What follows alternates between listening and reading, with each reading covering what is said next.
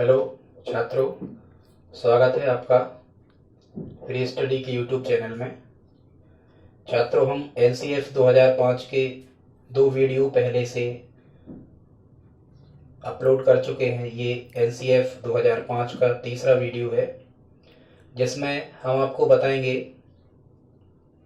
कि एनसीएफ 2005 के अनुसार अलग अलग विषयों के शिक्षण के उद्देश्य निर्धारित किए गए हैं। और यहाँ से एक प्रश्न जो पेडागोजी आती है, उसमें से एक प्रश्न हर विषय का, मतलब आप माने तो 3 या 4 प्रश्न लगभग यहाँ से बन सकते हैं। 2 प्रश्न की तो गारंटी है, आते ही हैं कि संबंधित विषय शिक्षण का उद्देश्य क्या है एनसीएफ 2005 के अनुसार। इन शब्दों में ज्यादा हेरा फेरी होती नहीं है, ज्यों के त्यों ऐसे ही शब्द रहते हैं। इसलिए आप प्रयास करना, ये आपको तैयार हो जाएं, ये आपको 2 अंक दिलाएंगे, ये पक्का हमारा ऐसा विश्वास है। देखते हैं।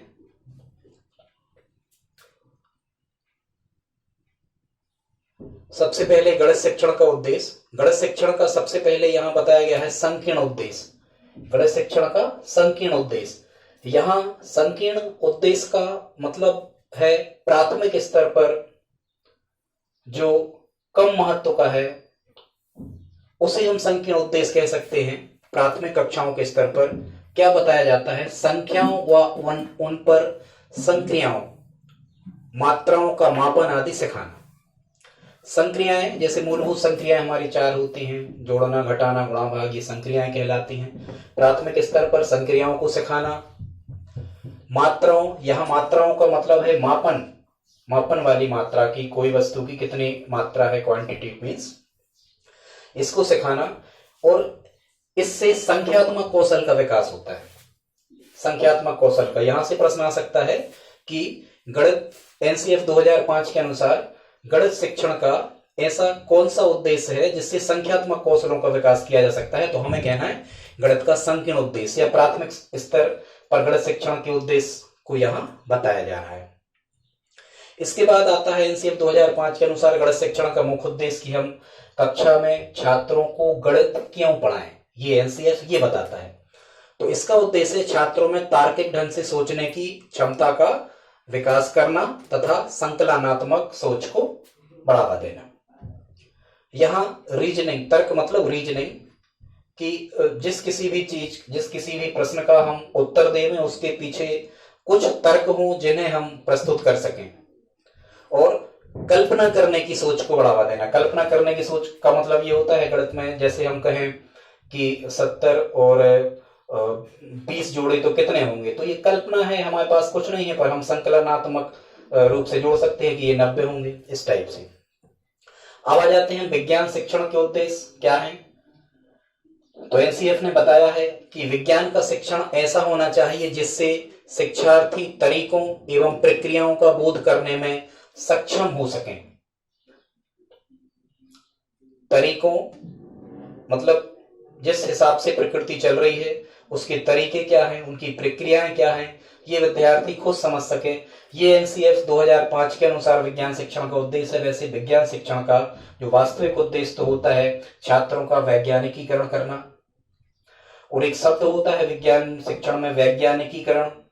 वैज्ञानिकीकरण का जो मतलब है, वैज्ञानिकीकरण का मतलब होता है कि हम किसी के द्वारा कही गई या सुनी गई बात पर बिल्कुल भी विश्वास ना करें, चाहे वो बात हमारे शिक्षकों ने, अभिभावकों ने, मित्रों, रिश्तेदारों ने कही हो, लेकिन हमें उनकी बात पर सीधे तौर पर विश्वास नहीं करना है जब तक कि हम उस बात को, उस तथ्य को, उस तर्क को प्रकृति में होते हुए ना देख लें या हम उसे प्रयोगशाला में सिद्ध ना कर लें। तब तक हमें किसी की भी बात पर विश्वास नहीं करना है। हमें उस बात को अपने जो ज्ञानेंद्रियां होती हैं 5, इन ज्ञानेंद्रियों द्वारा जब तक हम उस चीज का अनुभव ना कर लें या प्रयोगशाला में उसका सत्यापन हम ना कर लें, तब तक हमें किसी की भी बात पर बिल्कुल भी विश्वास नहीं करना है, किसी की भी बात नहीं मानना है। ये कहलाता है वैज्ञानिकीकरण। ये विज्ञान का सामान्य उद्देश्य होता है, व्यवहारिक उद्देश्य होता है। इसके बाद सामाजिक विज्ञान शिक्षण का उद्देश्य है शिक्षार्थियों में रचनात्मक सौंदर्य बोध मतलब कला तथा आलोचनात्मक समझ बढ़ाने के साथ साथ उनके अतीत तथा वर्तमान के मध्य संबंध बनाने में सहायक हो। ये सामाजिक विज्ञान का शिक्षण है का उद्देश्य है कि प्राचीन समय में क्या चल रहा था, आज क्या चल रहा है, उनमें हम संबंध स्थापित कर सकें। ये भाषा शिक्षण का उद्देश्य क्या है? छात्रों में संज्ञानात्मक वृद्धि हो। ये संज्ञान मतलब ये ज्ञान ही कहलाता है, नॉलेज। विस्तृत सोच सकें वो।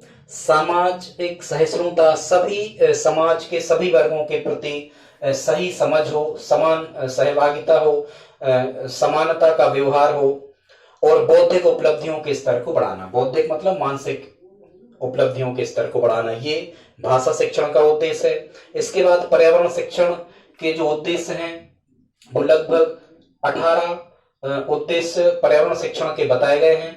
ये जो एमपीटीईटी में जो पर्यावरण का विषय है वहां से 1 अंक के उद्देश्य बिल्कुल लगभग ऐसा तय है, यहां से आएगा। आप अच्छे से इनको तैयार कर लेना। पर्यावरण शिक्षण के उद्देश्य, पर्यावरण को अन्य स्कूली विषयों के साथ एकीकृत करना, मतलब जितने भी विषय विद्यालयों में पढ़ाए जाएं, एनसीएफ का मानना ऐसा था कि जितने भी विषय पढ़ाए जाएं उन सभी विषयों में पर्यावरण को जोड़ा जाए, कुछ ना कुछ हिस्सा पर्यावरण का रखा जाए। इसीलिए आपने देखा होगा चाहे वो सामाजिक विज्ञान हो, हिंदी हो, विज्ञान हो या गणित हो, ऐसे कुछ विषयों में हमें पर्यावरण से संबंधित कुछ चैप्टर्स देखने को मिल जाते हैं। ये इसी की देन। बच्चों के स्कूली जीवन को बाहरी जीवन से जोड़ना, मतलब वातावरण से जोड़ना है हमें स्कूली जीवन को। बच्चों को वास्तविक संसार से परिचित करवाना, वास्तव में ये संसार प्रकृति क्या है, पर्यावरण का ज्ञान व समझ विकसित करना, प्रकृति में पारस्परिक निर्भरता, कौन किस पे निर्भर है प्रकृति में, तथा उनके मध्य क्या संबंध होते हैं, जीव निर्जीव आदि के मध्य में या जीव जीवों के मध्य में क्या संबंध होते हैं, इसको बच्चों को बताना। पर्यावरण से संबंधित जो विषय हैं उनको समझने में सहायता करना। पिछले प्राचीन समय और वर्तमान समय के पर्यावरण में क्या अंतर आया है, इस अंतर की समझ विकसित करना। पर्यावरणीय जो मुद्दे होते हैं, पर्यावरणीय मुद्दों का मतलब है पर्यावरणीय जो समस्याएं होती हैं, सरकार द्वारा या समाज द्वारा पर्यावरण के संरक्षण के लिए किए गए जो प्रयास होते हैं उनको पर्यावरणीय मुद्दे कहते हैं। पर्यावरणीय मुद्दों के प्रति विद्यार्थी को जागरूक बनाना, निष्कर्ष निकालने एवं चिंतन करने की क्षमता का विकास करना, प्रश्न उठाने की क्षमता व उनका उत्तर देने की क्षमता का विकास करना, पर्यावरण के संरक्षण और प्रबंधन के लिए प्रभावी कार्यवाही का महत्व बताना, भौतिक व सामाजिक परिवेश के प्रति संवेदनशीलता विकसित करना, छात्रों में करके सीखने के अवसर उपलब्ध करवाना और निष्कर्ष निकालने व चिंतन करने की क्षमता का विकास करना। यदि ये पर्यावरण शिक्षण के उद्देश्य आते हैं तो ऑल ऑफ दीज वाला ऑप्शन ही आता है, देखा हमने। उपरोक्त सभी का ऑप्शन उसमें यदि आपको लगे कि हाँ ये हो सकते हैं तो आप उसे सही करें। यदि आपको छात्रों यदि आपको ये वीडियो अच्छा लगा हो तो प्लीज लाइक शेयर सब्सक्राइब करें। धन्यवाद।